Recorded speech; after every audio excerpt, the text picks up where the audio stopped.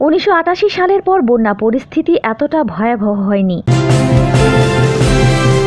ST Bangla TV, দেশের কল্যাণে অঙ্গীকারবদ্ধ।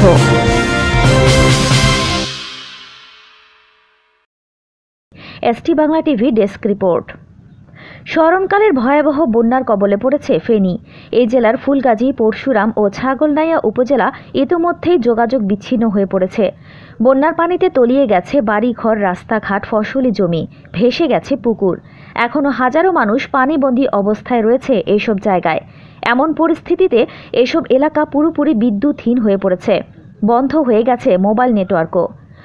ফেনীর নিম্নাঞ্চলের বাসিন্দারা বলছেন, এই এলাকায় 1988 সালের পর বন্যা পরিস্থিতি এতটা ভয়াবহ হয়নি আগে কখনো।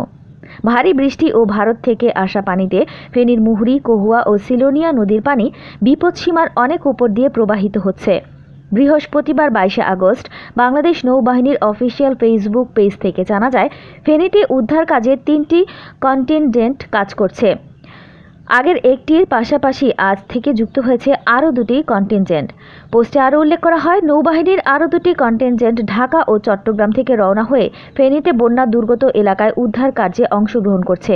ডুবুরি সামগ্রী, লাইফ জ্যাকেট, স্পিড বোট ও অন্যান্য প্রয়োজনীয় সামগ্রী ব্যবহৃত হচ্ছে উদ্ধার কার্যে। জরুরি চিকিৎসা সেবা ও খাদ্য সামগ্রী বিতরণ কার্যক্রম চলমান। ফেনীর জেলা প্রশাসক শাহিনা আক্তার বলেন, পরিস্থিতি এতটাই খারাপ যে সবার কল্পনার বাইরে। এখন অনেক মানুষ পানিতে আটকা পড়েছে। তাদেরকে উদ্ধারে কাজ শুরু করেছে সেনাবাহিনী ও কোস্টগার্ড। এদিকে সারা দেশে বন্যা কবলিত জেলাগুলোয় বাংলাদেশ পানি উন্নয়ন বোর্ডের সব কর্মকর্তা ও কর্মচারীর ছুটি বাতিল করা হয়েছে। তাদের নিজ নিজ কর্মস্থলে থেকে দায়িত্ব পালন করতে বলা হয়েছে।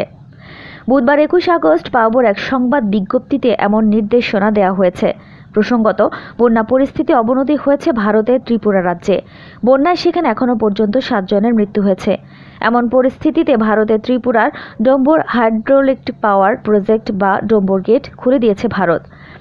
ত্রিপুরা রাজ্যের গোমতির জেলা প্রশাসক তরিতকান্তি চাকমা তার সরকারি এক্স কাউন্টারে একথা জানিয়েছেন।